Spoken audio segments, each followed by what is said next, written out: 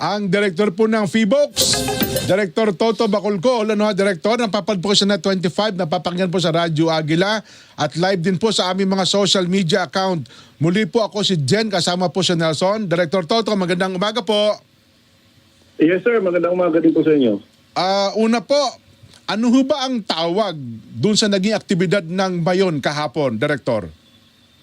You mean nung Sabado? Anong Sabado? Yes po pala. Tama.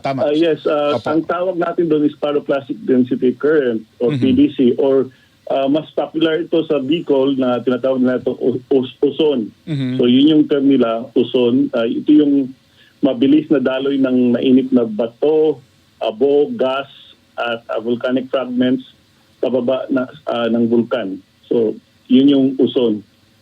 Parang malakas, Director, kumpara doon sa mga nauna. Malaking volume ng... Hello, sir? Opo, nakikinig po kami. Okay.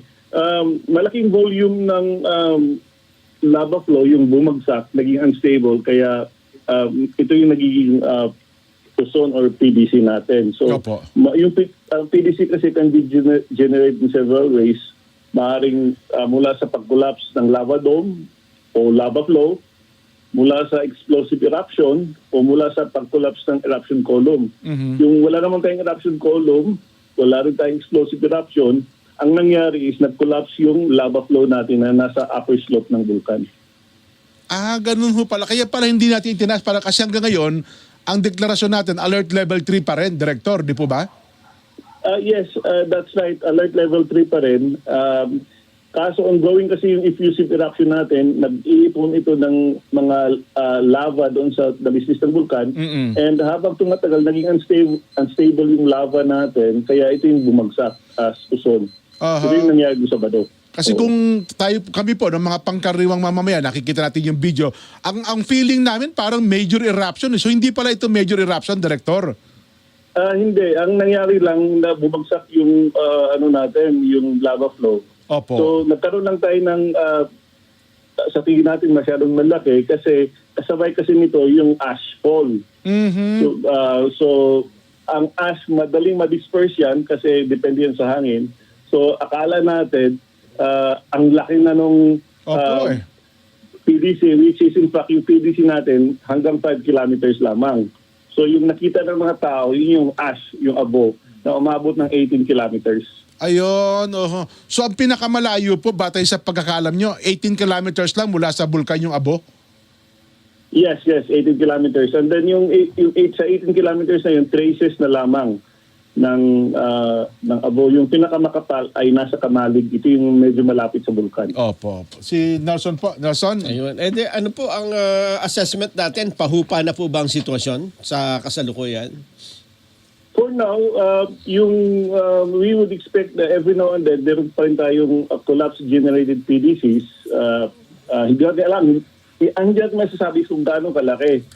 Katulad ba ng Sabado. Kasi every now and then, meron tayong PDCs. In fact, for the past 24 hours, meron tayong 4. Pero maliliit lamang. And ito naman yung nangyari na since January 6, may mga PDCs tayo. And maliliit lang. Kasi so happened na meron tayong PDC na malaki nung Sabado. So, for as long as nasa alert level 3 tayo and meron pa rin effusive eruption, we would expect PDCs every now and then. Ayun. Ang tendency po ng isang major eruption ng Mayon ay nandun pa rin. Yes, the possibility is always there. If we raise it to alert level 4, ayun, baka pwedeng most likely meron ng major eruption yun. Magkakaroon ng major eruption. Pero sa ngayon, hindi nyo pa nakikita ang indikasyon na maitataas natin sa alert level 4. That's right. Kasi yung mga pinapakita dyan ngayon, consistent pa rin naman sa kanyang alert level 3 status. It's just that medyo malaki lang talaga yung volume ng lava flow na bumagsak ng Sabado. Nakatulong ba, Director, na mainit ang panahon o mas nakasama? Kasi di ba ang problema pagka malakas naman ng ulan, may lahar flow naman. Wala namang walang kinalaman yung weather system natin sa pagbagsak ng mga lava flows natin. Siguro naipon na sa taas, naging unstable kaya bumagsak. Pero it's nothing to do with yung panahon natin, kung mainit o hindi. Although kapag maulan, pwede mag-generate ng lahar. Tama po kayo. Yun nga po. Kumusta ang ibang mga bulkan? Kasi baka makipag-duet yung Taal. O iba pa, meron ba? Yes, may 4 na bulkan tayo na may alert level. Kabilang na dito yung Mayon, which is alert level 3. Yung Taal volcano naman, for the past 24 hours, meron tayong 20 volcanic earthquakes.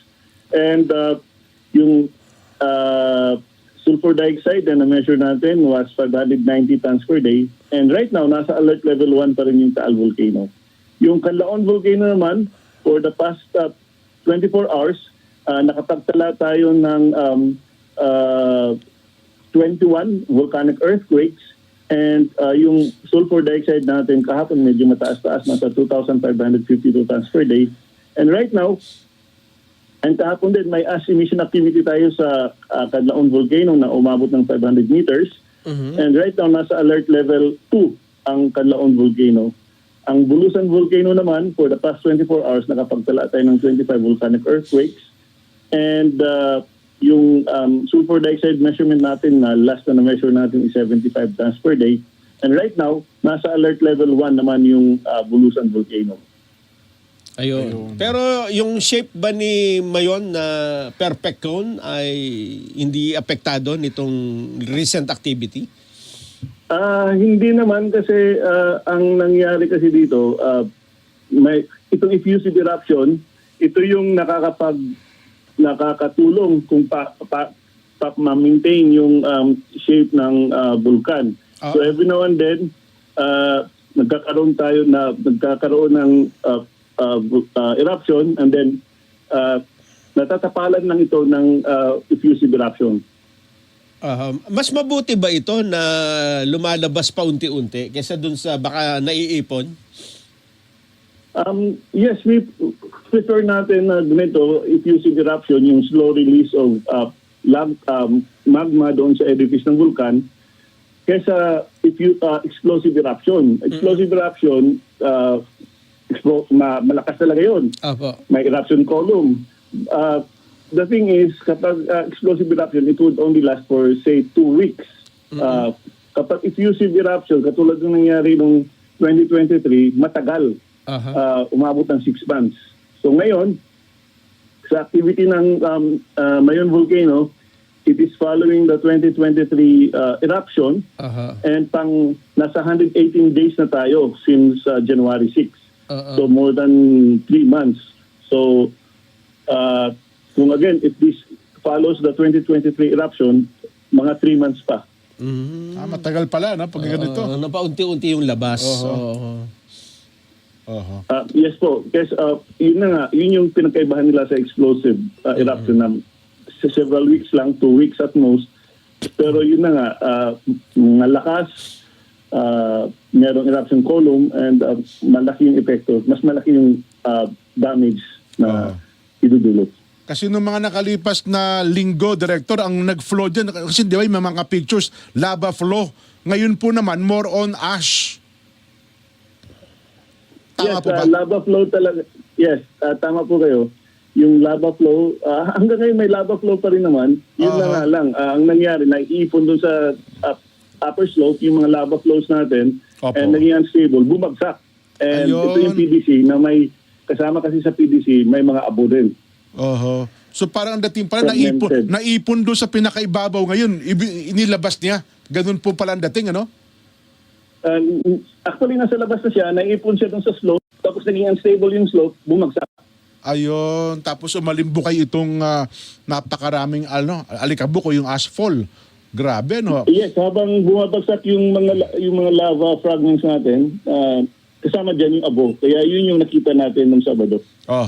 So kapag ganito po ang sitwasyon, ano dapat gawin ng ating mga kababayan na maapektuhan ng ashfall, Director? Okay, so kapag ganito ang mangyayari, kasi delikado kasi yung ash, ang nakaka-irritate ito sa mata, ilong, lalamunan at baga. And delikado ito sa mga bata, matatanda at yung may hika or respiratory condition. So ang kailangan nilang gawin ay magsuot ng face mask, N95 kung maaari. Kung wala, surgical mask will do. Kung wala talaga, pwede silang magsuot ng yung bimpo o yung cloth, yun yung basain nila, then yung pantakip nila sa kanilang bibig at sa kanilang Ayun. Oho. At kung may kamag-anak na pwedeng sabi, lalo kung may comorbidities, lumipat na lang muna ng area, no? Pinakamabuti. Yes, that's right. Ang pinapalikas natin is yung mga nakatira inside the 6-kilometer permanent danger zone kasi anytime pwedeng magkaroon ng PDC, maging unstable yung mga lava flows natin sa dalisdis ng bulkan at magkaroon ng PDC katulad ng nangyari nung Sabado kasi hindi naman natin malalaman kung kailan maging unstable yung mga volcanic materials natin sa dalisdis ng bulkan. Ayun. So mula sa oras na ito, Director, ano ang ina-expect natin posibleng mangyari na maging aktibidad ng Mayon? Again, we would expect na patuloy pa rin yung effusive activity tulad ng lava flow, rock falls at paminsan-minsan collapse-generated PDCs. So yun yung in-expect natin. Ayun. Oho. Habang nasa alert level 3 pa yung Mayon volcano. Director, baka meron kaming hindi na itanong na importanteng malaman po ng ating mga kababayan? Okay, so i-reiterate ko lang yung message ko, yung message na we've been saying this every now and then na manatili tayong kalmado pero alerto. Nasa alert level 3 pa rin ang Mayon volcano and maaaring magkaroon ng ashfall, rockfalls, lava effusion and PDC. So huwag pumasok sa 6-kilometer permanent danger zone.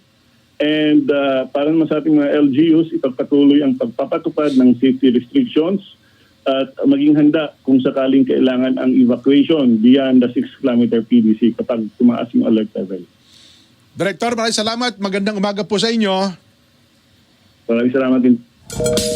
Kaibigan, Director Toto Bacolcol ng FIBOX ang atin pong nakapanayam.